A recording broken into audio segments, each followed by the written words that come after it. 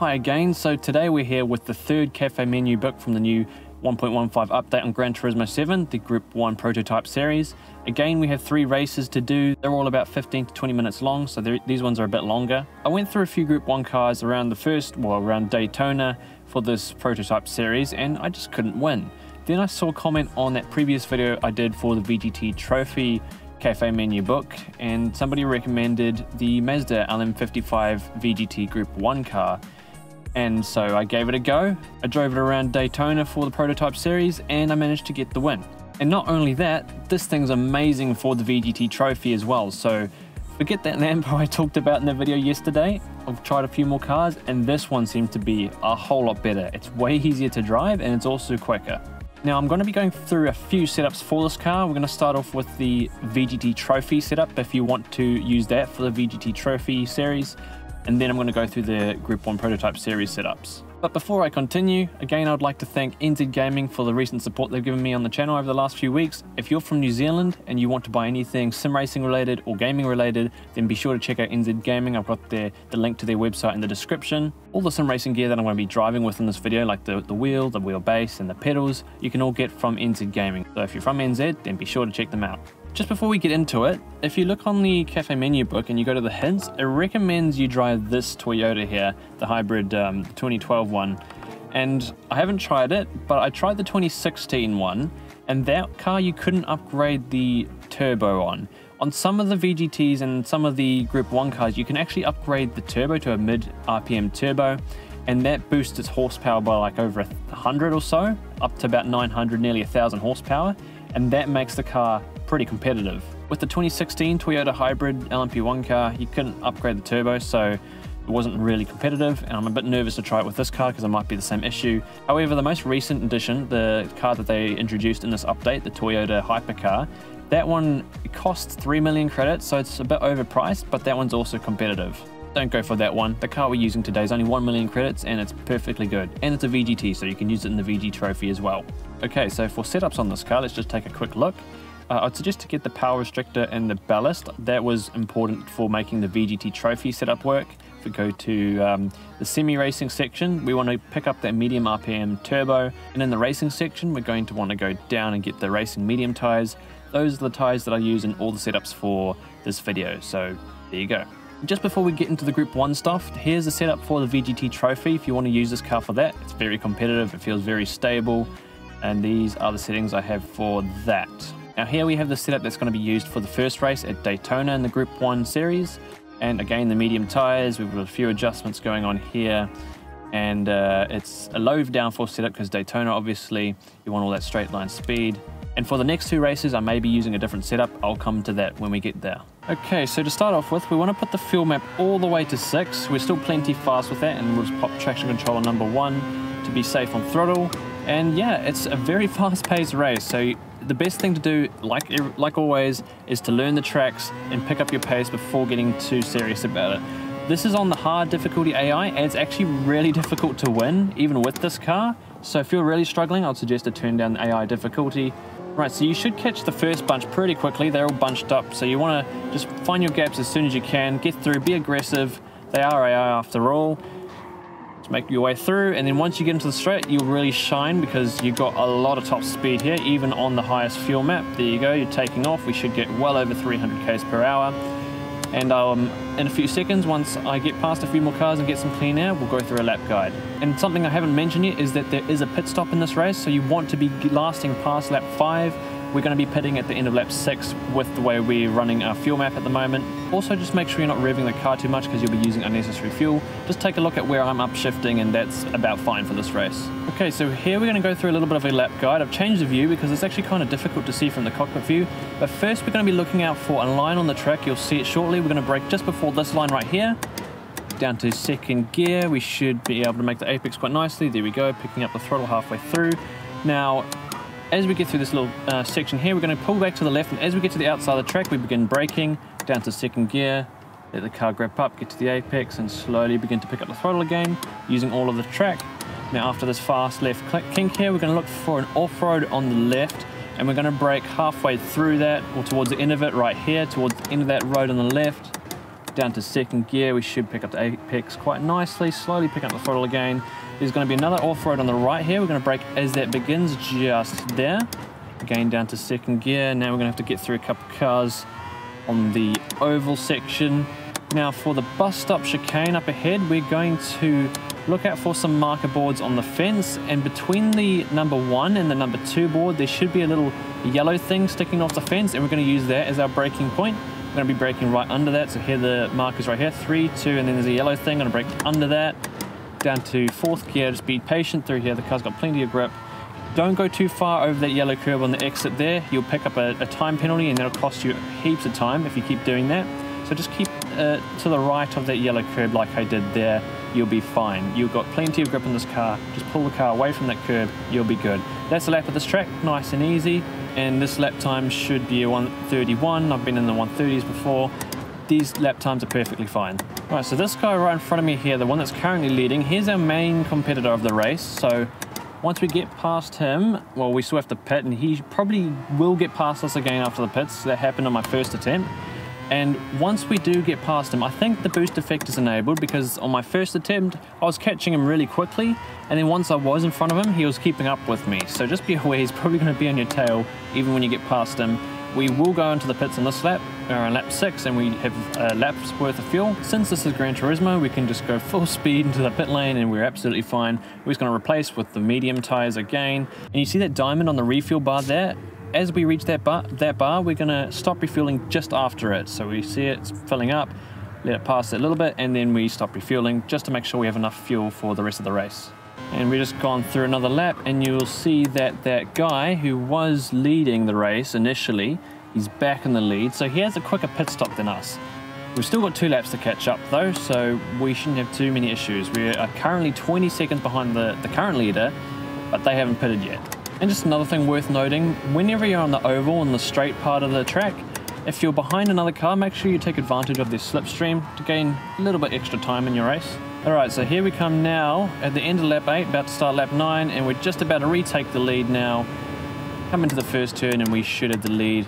All we have to do here is protect our lead. They will probably hold on to us now, so just be aware that they are quite near to you now. You might have to defend if they're catching up. Right, so I've just come at the final chicane. I actually had a really bad exit, and you'll see, final lap, and this guy's only half a second behind me, so you might just have to play defensive coming out of the last few turns on the final lap, and we've just got enough fuel as well, so make sure you just refuel that little bit extra to make sure you make it to the end. But we should come away with the win, and there we go. Now we move on to the second race, which is at St. Croix, something close to that. Anyway, so I've had to spend a lot of time fiddling with the setup to try to find something that's competitive, because I started with the Daytona setup. There's a lot of long straights on this track, but I suffered a lot in the corners. Then I went with my higher downforce setup, and that still just didn't catch the one guy that leads at the front of this race. He pulls miles ahead of everybody else. So what I ended up doing is I took a bit of power out of the car, and I put even more downforce on the car, max on the rear wing, and then a lot more on the front. And I've just, you can see what I've done here, just copy what I've done, and this is what I'm running for this race. I went quite a bit faster on this setup than the other ones I had made. Basically, the guy who leads this race, the one that pulls miles away, he's really quick through the corners, but not so much on the straight. Even with me taking the power out of the car, I can still be faster than him down the straight. So starting off the race, what I'm going to do is I'm going to put the fuel map on number 3, because that's what I ran for my previous attempt, and that was fine. And I'll just put the traction control on number 1 just for that on-throttle security. This is quite a high-speed track. It's also quite a wide one as well, but there's a lot of high-speed turns as well, which you will suffer if you don't have enough downforce on the car. And just like before, you just want to make sure you get through these other cars as quickly and as efficiently as possible, even if you're a wee bit aggressive. And it's also quite a long lap as well, so I highly recommend to spend some time learning the track, because you're going to need it to be able to catch the guy that's at the front. He's really quick. You should be able to pass through quite a lot of the cars quickly, because a lot of them are bunched up on the first lap, which is usually the case with these AI. And then we get to the longest straight on the track, and we're going to take advantage of the slipstream of the cars in front of us to make up as much time as we can here. Losing 3 seconds in a silly crash could be very fatal for your race. It just came out the final turn at the end of the first lap, and I'm in P5. And the guy that we're looking out for in this particular race that I'm doing right here is the guy that's currently in third, the A. Wilk, the Aussie guy. he's super quick. When he gets out in front, he just tears off into the distance. So we're going to have to do everything we can to run nice, smooth lap times. And again, you will need to pit. We're going to aim to pit at halfway through the race, so at the end of lap 4, and we'll take enough fuel and we'll just replace the tires as well. Now, the guy that does tear off into the distance, he seems to have a longer pit stop than what we should have. But as long as you can get to the front, I think from then on you should be able to block him for the rest of the race. Now for a lap guide of this annoyingly long circuit, we're going to come through into the forest here around the left. We're going to look for the boards, and we're going to be braking just before just after the 150 board there, coming down to second gear. We should come narrowly next to that inside fence there into the outside one. Now down after this straight, we're also going to be looking for the boards, and we're going to be braking on the 150 board. That should bring us nicely to the apex. So we are here, there it comes, so 200, and then the 151 down to second gear. There we go, nice apex. And to the right, there's a bit of a dark patch of concrete. As that one starts on the left there, we begin to come into the apex, third gear. Now we're looking for these signs on the left side of the track. We're going to brake just before the black ones start, right there. Down to third gear, carry your speed through the turn. I actually didn't do that one perfectly. That wasn't too bad. To the right now, we're braking just before the 100 board here. Right there, third gear, carry your speed through the apex to the outside. No real braking reference here, just have to judge it. Third gear, carry your speed through the apex to the outside. Now this turn is flat. Now we're looking for an ambulance parked on the other side of the fence, right there on the right. I'm going to brake alongside that, down to third gear, carry our speed through to the apex. Now, down the hill here, we're going to approach a tight, or sort of tight left-hand turn here, just right here. We're going to start braking there, going around the turn, down to third gear, and begin to accelerate as we climb back up that small hill. Now over the bridge, we're going back to the right side of the track, and we're looking for more boards. I think, which board is it? We're braking before the 100 board here, right there, down to third gear, and now this turn. So we're going to go up to fifth gear here, and we're going to not completely lift off the throttle, but we're just going to come lift, hold about half throttle, come close to the fence, and then as we get towards the end of the turn, we begin to pick up the throttle again, and now we deal with the longest straight on the track. And we can just see the leader up in the distance. We're beginning to catch him, only slightly, but we might be able to catch him some point within the next few laps, maybe after the pit stop. Now for this, at the end of the straight here, we're looking for the 150 board. We're going to brake either on that or just before it, right there. Down to second gear, nice apex there. Picking up the throttle using all the track. Now here we want to hug the left-hand side. We're going to come slightly towards the middle because it tightens up. Then here, now we're going to use all the curb on the inside on the right there. Now we look for these yellow signs on the right. We're going to brake before that, right there. We're going to try and slow down a little bit here, make the apex. Wasn't perfect. Now just hugging the inside line. We're looking for the 100 board. We're braking just before the 100 board. Third gear, carry our speed through the apex, pick up the throttle again. No obvious braking reference here. I might point it out with editing, but anyway, you want to brake a little bit, lift off throttle, make the apex, using all the track on exit, maybe a little bit of grass as well. And that's a lap here at St. Croix, and I hope that helped you out. And yeah, so on my first attempt at this race, I was running about 2:52, 2:51 lap times. I think that's about right. In this run, I haven't got near that, so that's probably why I haven't caught the guy first yet. But we should still catch him because we are slowly gaining on him. I was about 5 seconds behind on the previous lap. We're almost under 4. A few corners later, we're almost under 2 seconds, so we're really starting to catch him now. And this is the lap that we pit, by the way, lap 4. He will also pit, and we should actually come out on top after the pits because he does have a slower pit stop. But what we will probably end up doing is catch him on the straight because we do have a slightly better top speed than him. So we're going to get through this turn, like a little lift again, pick up the throttle, nice exit there. It was actually really clean. And we've got a slipstream already, and we should easily overtake him before the end of the straight. And we've got plenty of fuel to make it to the end of the lap. All right, just about to get past him, and we should take it on the braking zone here. Down to second gear, making the apex, just about. And we've got the lead. Okay, entering the pits now. I'm going to only replace it with medium tires. And then again, when we come to refuel the car, we're looking for that diamond on the refueling bar there. We're going to stop it just after we get to that diamond. So right about there, and that should be perfectly fine. And we come out the pits immediately, by the way, so let's be ready to pick up the throttle. And the other guy, he's almost 3 seconds behind. He is over 3 seconds behind us, so we've had a nice clean pit stop, and as long as we drive cleanly from here, we should pull away. After completing my race at the second track, I've managed to finish 35 seconds ahead of the next car. That setup really seemed to help me.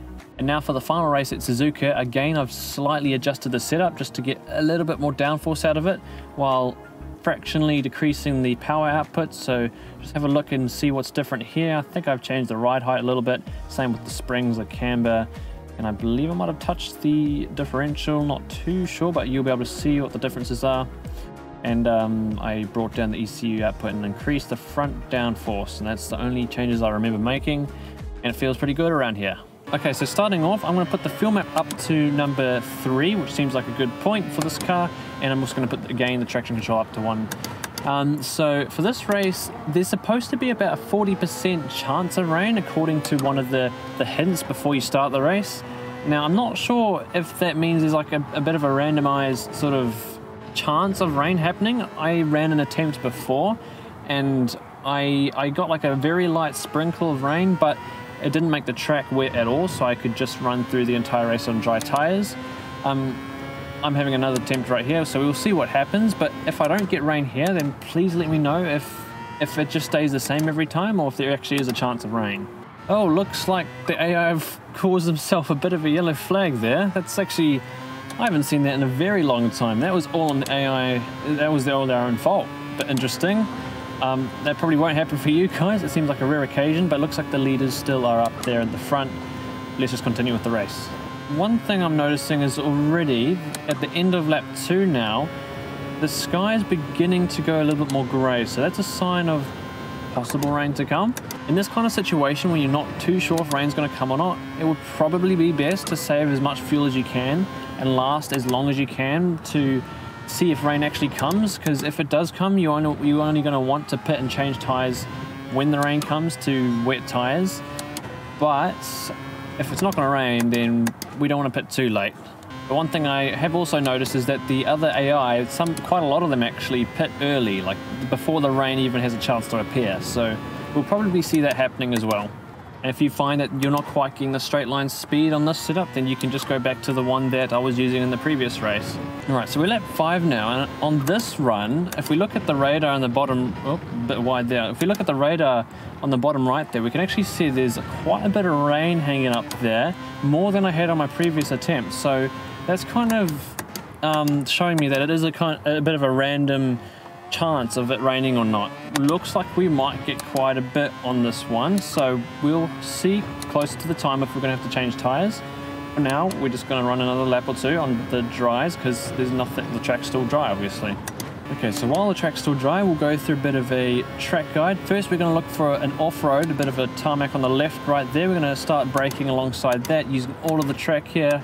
A little bit of braking, trail braking, bring it to the apex, and as we get through here, we begin accelerating to the outside. We're going to lift here, lift off the throttle, turn, accelerate a little bit, lift, let the car grip up, begin to accelerate, using all the track here, lift, let the car grip up, begin to accelerate, and here we're going to hit the apex first, drift out towards the outside a little bit, then come back towards the right, and then using all the track here, we might have to have a small lift here, especially with somebody in our way, but then we flat out for the rest of the turn.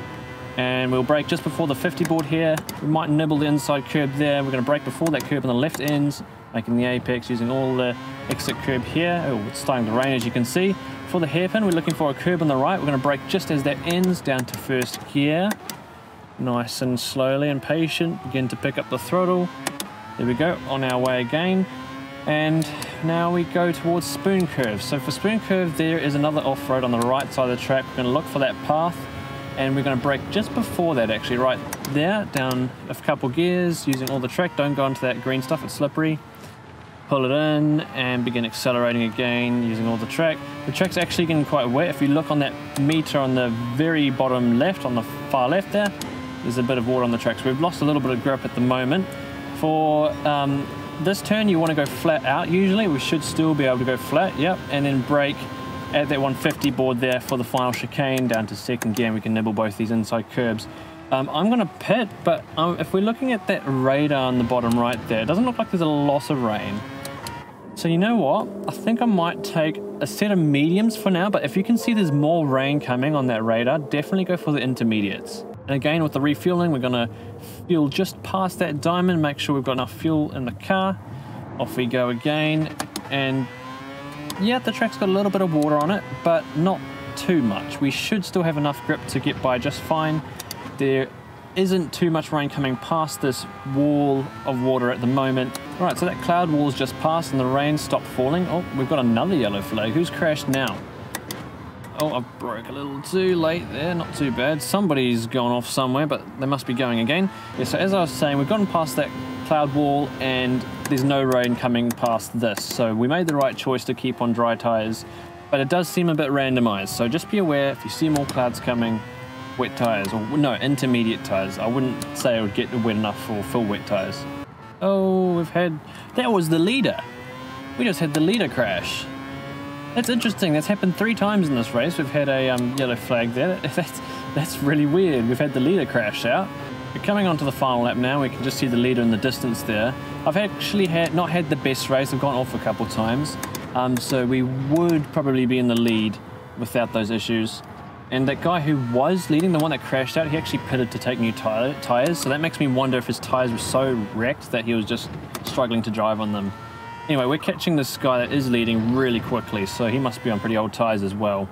And we'll probably take the position within the next couple corners. It looks like he's about to get held up here, so we'll just sneak around there. Or make a dodgy dive, let's pull it off, and now we're in the lead. Coming to the line, and after all that, we actually finished about 3-4 seconds ahead of the next car, which I think is pretty good after a few mistakes and just not driving optimally. And then after you finish this event, then you get another 6-star ticket. Let's see if I can get a better prize than yesterday. Okay, let's see if it's actually going to be worth it this time. It's got similar options as the one I ran yesterday. And I also got the same prize as yesterday. Well, not very surprising. Alright, well that series is done now. I hope that helped you guys out with the car choice. This one is super good, especially for both Group 1 and the Vgt Trophy. So if you saw yesterday's video, if you're still struggling, be sure to try this car out around that series. I'm hoping to see more events come soon to Gran Turismo 7, but it looks like we'll be waiting another month to find out what comes next. Be sure to check out simrace247.com if you want to keep up with the latest sim racing news, updates, events, content and more. Take care, and I'll catch you guys very soon.